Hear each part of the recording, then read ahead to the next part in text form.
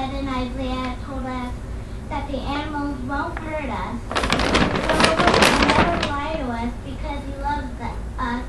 So I know that the paradise will come true. Excellent. Thank you so much for those comments, and thank you, Sister Troth.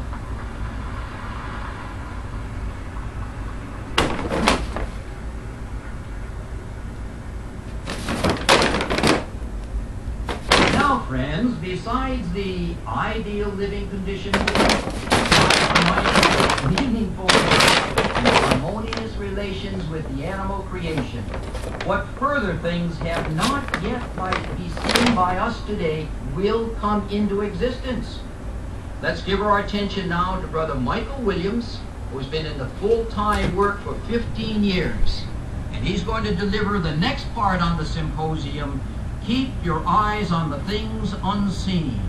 God will wipe out every tear.